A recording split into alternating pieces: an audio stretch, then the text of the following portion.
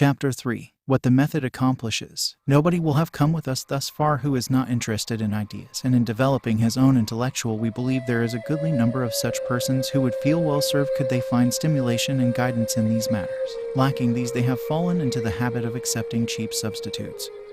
Reading periodicals, listening to popular addresses, or attending theaters and movies. Conversational discussion on serious topics is coming to be a lost art. Reading, even though it be in the best literature, is not sufficient unless the reader has a very specific purpose in mind. He is likely to fall into a passive, receptive state of mind, if indeed he does not fall into slumber over a serious book. Only the few can read with their critical faculties constantly alert, patiently to examine each idea presented until deliberate judgment can be passed upon it. Reading maketh a full man, but full of what? Listening to addresses, sermons and lectures may have great value for their inspirational and emotional effect, but the intellectual gains are likely to be meager if the ideas of the speaker happen to be unwelcome.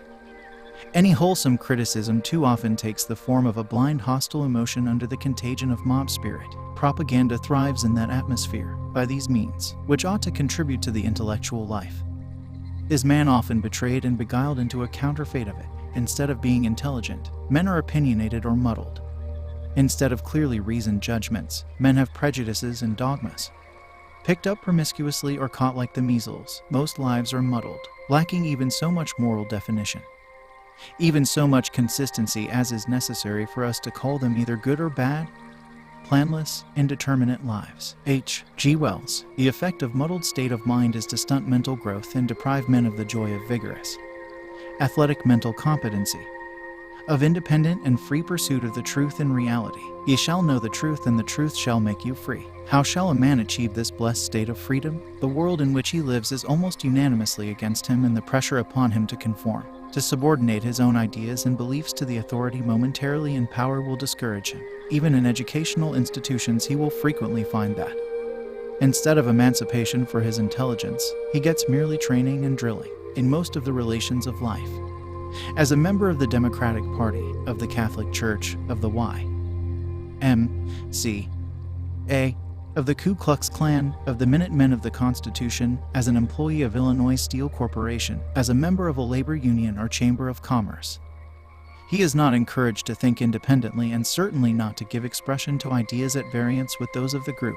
In fact, his way is likely to be made very hard for him. Two recent books of wide circulation have elaborated this point, and their popularity is highly significant. Sinclair Lewis Babbitt and James Harvey Robinson's Mind in the Making. The Socratic method will probably not appeal to the person who wants training instead of education, who wants to be instructed authoritatively in the proper and accepted ideas without a thought of criticism of them. Culture.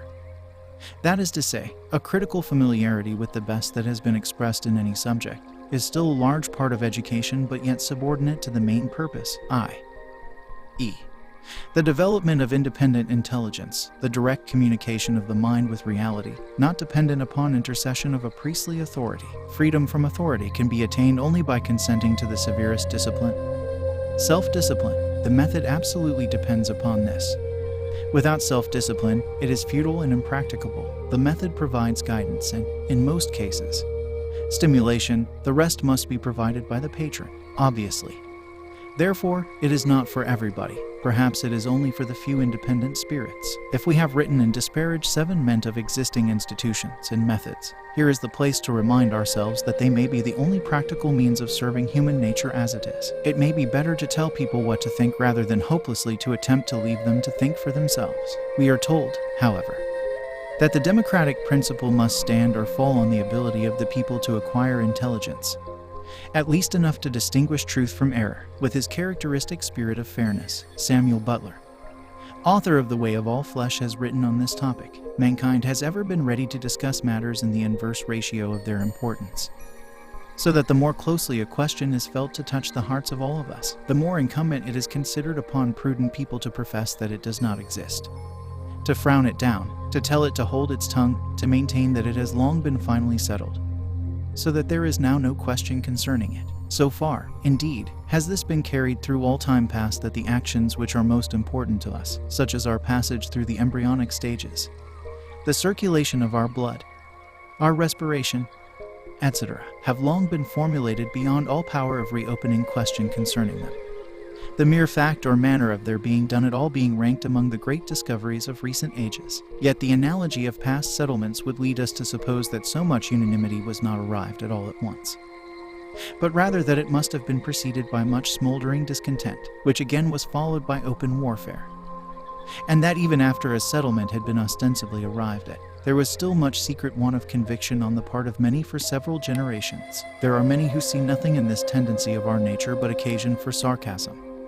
Those, on the other hand, who hold that the world is by this time old enough to be the best judge concerning the management of its own affairs will scrutinize this management with some closeness before they venture to satirize it, nor will they do so for long without finding justification for its apparent recklessness, for we must all fear responsibility upon matters about which we feel we know but little. On the other hand, we must all continually act, and for the most part promptly, we do so.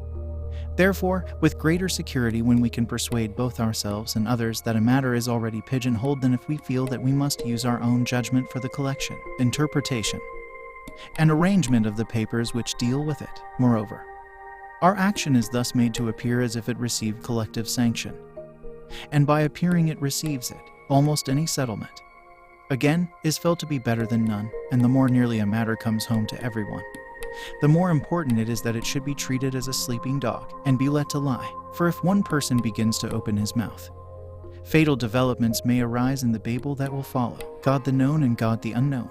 It is an essential feature of the method to place before the patron the best statements on each theme that can be found, preferably representing contrasted points of view, particularly on controversial matters such as politics, religion, industrial relations, etc. But along with these statements will go the questions, forcing the patron to examine the statements critically in the light of his own conclusions and judgments recorded on the response cards to previous related questions. He is forced to make judgments, accepting this and rejecting that, as it fits into his scheme of philosophy and beliefs. We know a great many people whose minds resemble antique shops, piled ceiling high with all sorts of articles, helter-skelter, the worthless on top of the valuable, no order or system about the place. Many minds are crammed with second-hand ideas, incongruously jumbled together, the trivial and false hiding and contaminating the precious and true. The method comes in as a good housekeeper, placing ideas in their proper relationships,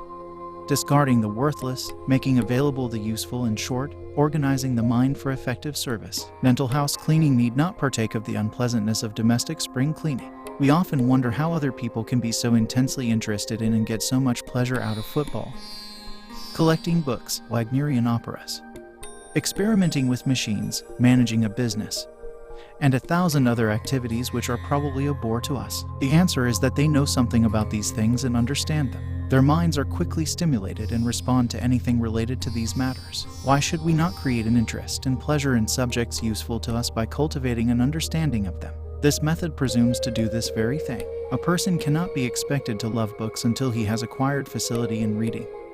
Likewise, we cannot expect an intellectual interest in a subject until a person is familiar with the ideas pertaining to that subject, regardless of how much his personal and material interest is involved. In most subjects of intellectual interest, the approach to them lies only through a dreary stretch of drudgery, like learning Italian to get at Dante.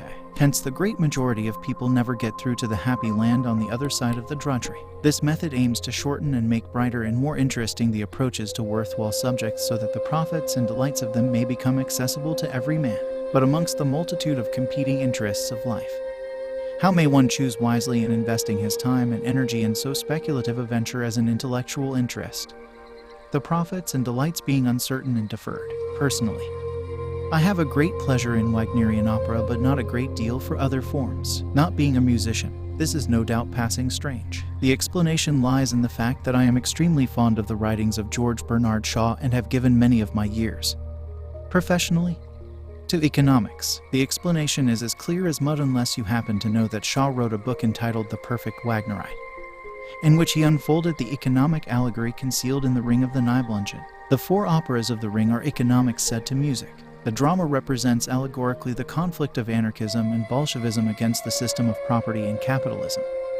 of human freedom and young Siegfried contending against Wotan fettered by the institutions of church and state. I am eternally grateful to Shaw for this gift of a soul-satisfying interest. The method aspires to become such an introducer of the rich store of intellectual wealth which, in this age of libraries, lies close at hand for everybody. Let a patron become really interested in just one theme, with enough curiosity to follow up the idea into related themes and the cross references to themes in other courses.